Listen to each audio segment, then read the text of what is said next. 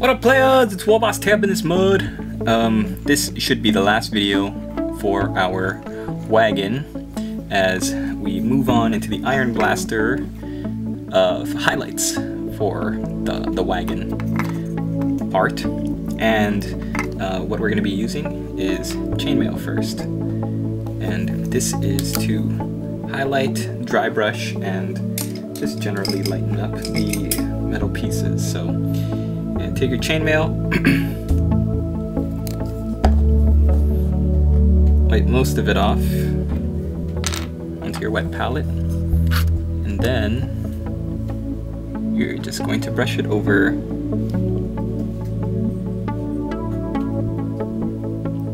the metal, just to bring out that shine but leaves that oily look in the recesses. So sad in a couple of months when they switch over their paint line.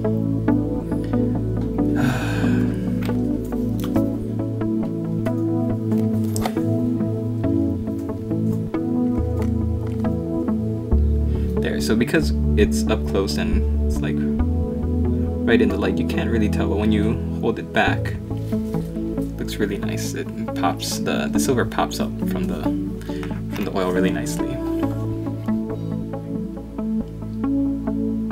Just dragging the paint over.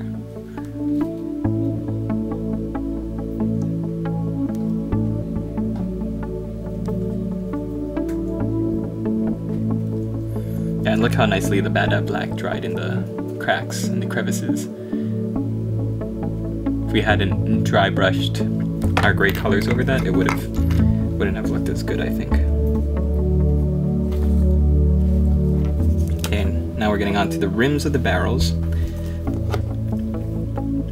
For these, because they're going to be glued on like right over here, you kind of want to hit where the light would naturally be shining on it. So I'm going to be looking at the top areas of the rims like so. Leave the oil and the shading, the Bad Black in the lower area of the rim. Just like that. Painting on the hook.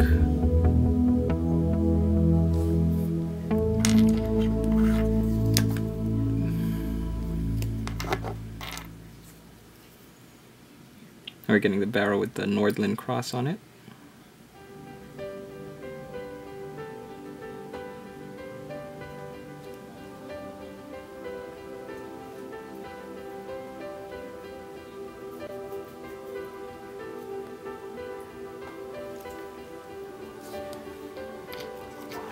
The last thing you're going to do is just take your wagon and just do the same thing. Looking at it from far away, just find where the metal would naturally shine from above, and just get in there and hit those edges.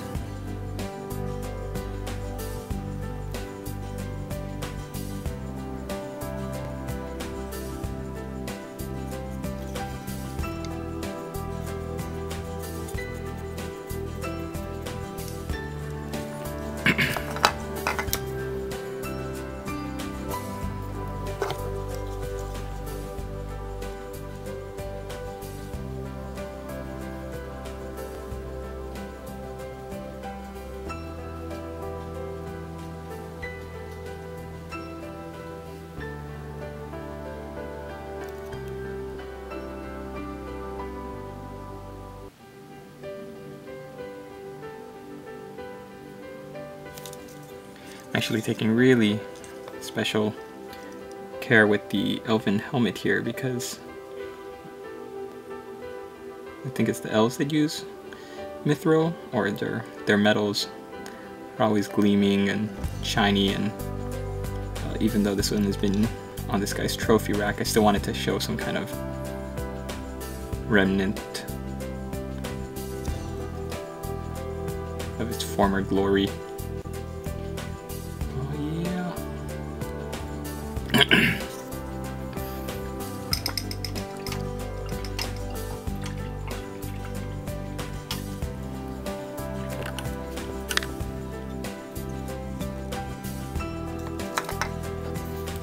Okay, so I'm not going to do all of these metals. You kind of get an idea from just watching.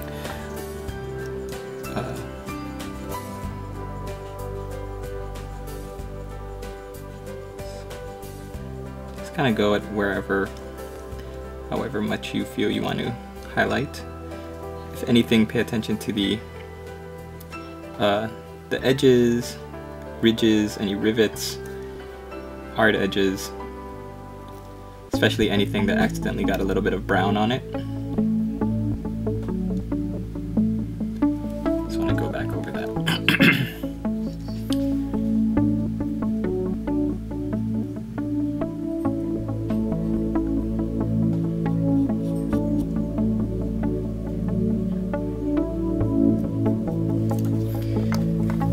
Okay, and I'll finish that on my own a little bit later. The next thing we're going to do is we're going to highlight up our Northland Cross with Hawk Turquoise on the barrel.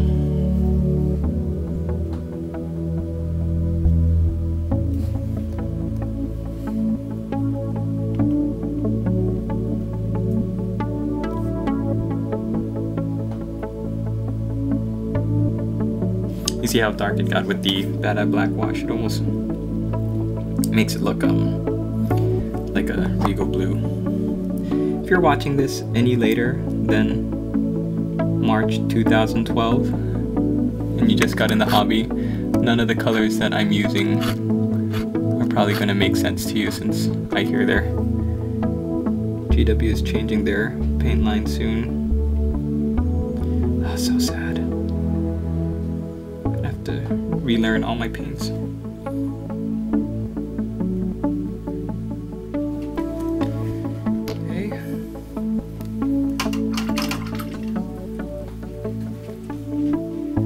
Paint back up the shield in the center of the, or in the back, the Talipheim shield. And I'm going to be using Space Wolves Gray for the white and Blood Red for the red.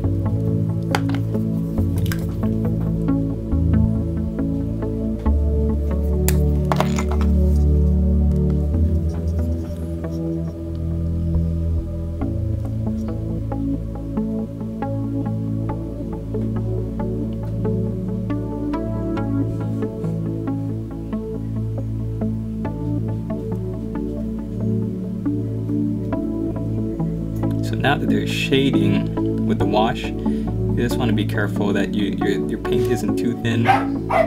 Oh, dang it. And that you spread it out and you leave some of those shadows in there.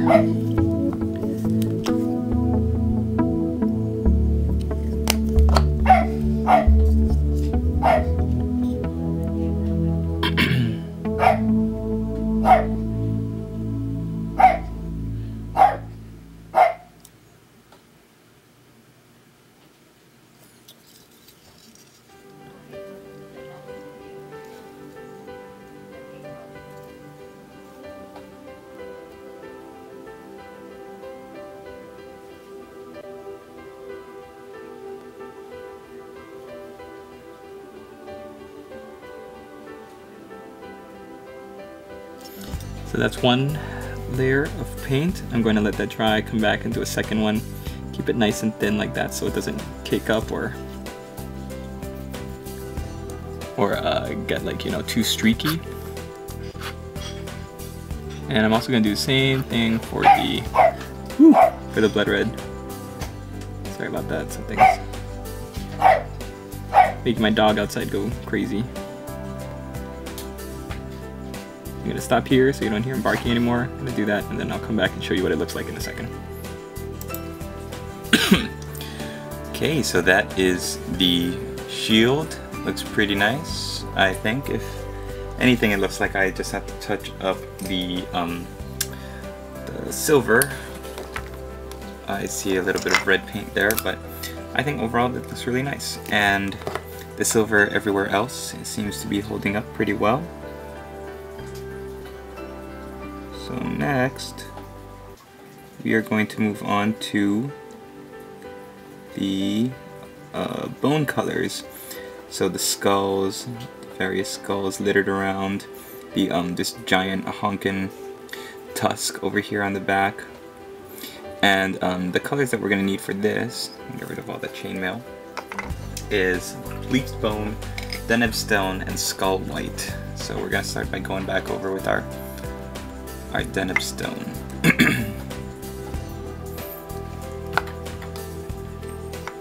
So first I'm going to find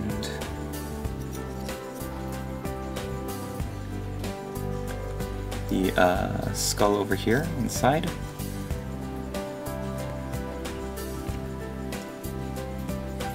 And I'm just going to touch up.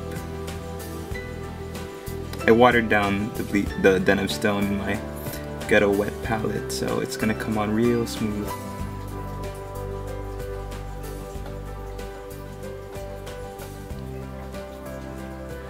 Yeah, that looks really good. Try to catch all the areas that the light would pick up. Trying to leave that Deneb Stone, not Deneb Stone, the Devlin Mud color still in the recesses as much as I can. Just like that.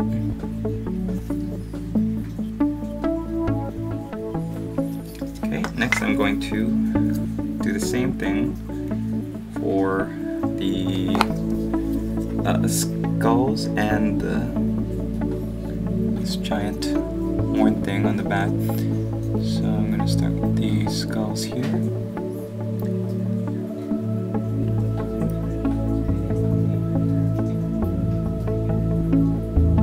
The great thing about watering, thinning down your paints too, is that you can really control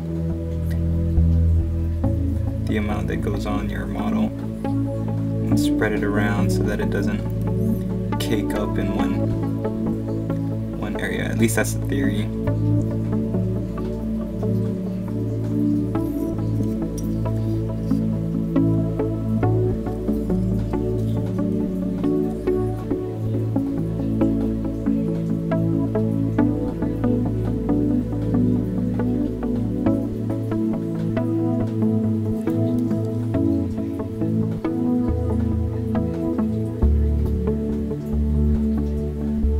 So thanks for everybody who is commenting about, correcting me, clarifying about the what's it called, the Citadel paint range being updated soon. It's like April. Oh man, it just seems so unreal because I have so much paint already. What am I gonna do with all the paint I already have? And then I realized I'm gonna have to go back through all my videos and change the annotations so that you know, newer painters and hobbyists can follow along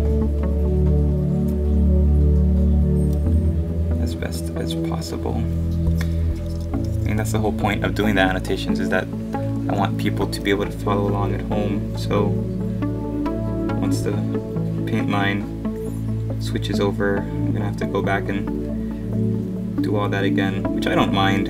It's just a long time to sit through. That's the worst part. Like, I don't mind doing the changes, especially since, you know, anybody who gets into the hobby after the paints are all changed over aren't gonna have any reference for the paints that I used to use.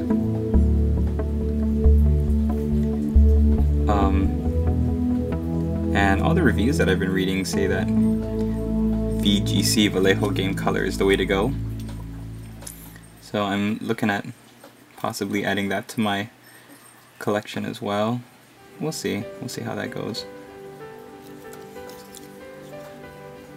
Okay, so I just took my Deneb Stone and I just kind of spread it around and tried to hit most of the highlights.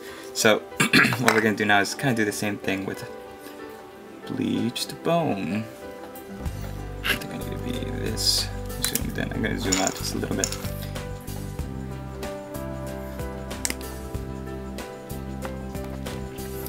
Oh man, this has been such a long week.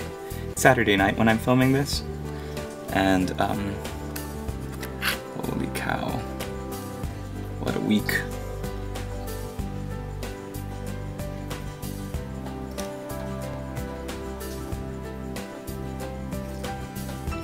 planning on doing an unboxing kind of review thing for the Island of Blood next, possibly tomorrow, Sunday, for people.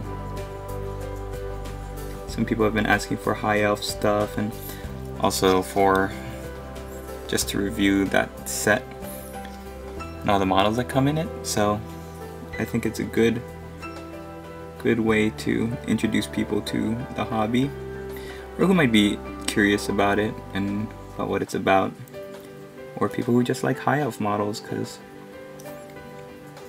it has a good amount of high elf and Skaven models. So with the Bleached Bone, what I'm doing is I'm hitting the ridges. I'm hitting the ridges. All the raised areas, like right over here in the corner.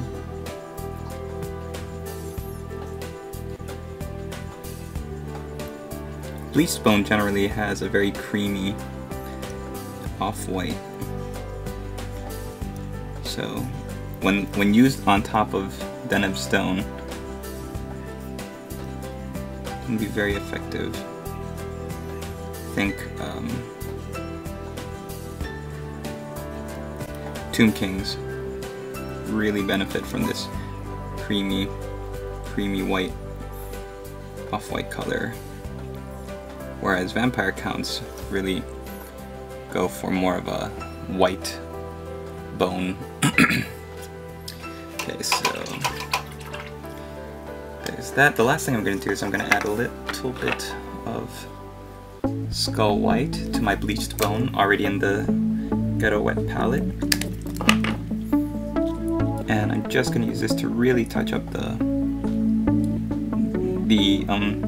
highest edges of the bone and the skulls.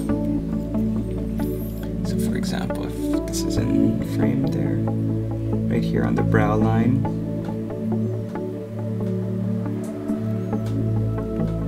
on the cheeks,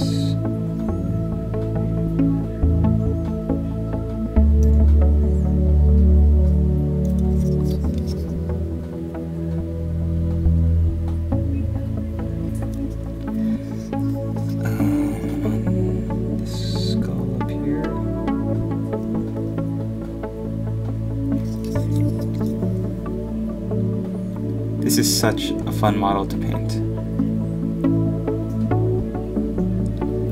I hope you guys are getting that from these videos. I really like painting this model. For you Ogre Kingdoms players out there that have this model but just haven't gotten to it yet because it's just so much work, it does take a little bit of time to get, if you really want to get all these details done. But if you just want, you know, simple base coats, you could have left it just at the Deneb Stone phase. You could have just highlighted up a little bit. Like, you don't have to go through all these steps that I'm going through. I don't want you to think, like, when you're looking through my video playlist for this, that, oh my gosh, there's just way too many steps.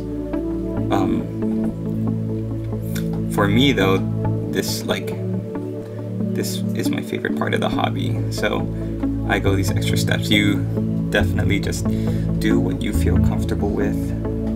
Go however far you want to go, and don't let anybody tell you that, you know, you need to paint to a certain standard or you need to follow all of these steps to get the heavy metal finish. Sorry, just going back and touching up a little. Just paint to your standard, to your individual standard. It's the only thing that matters.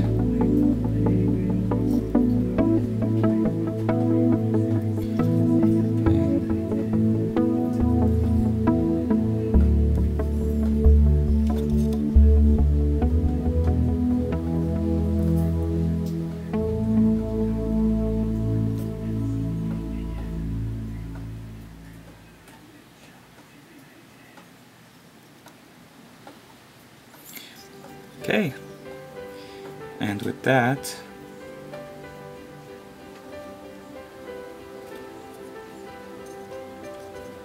my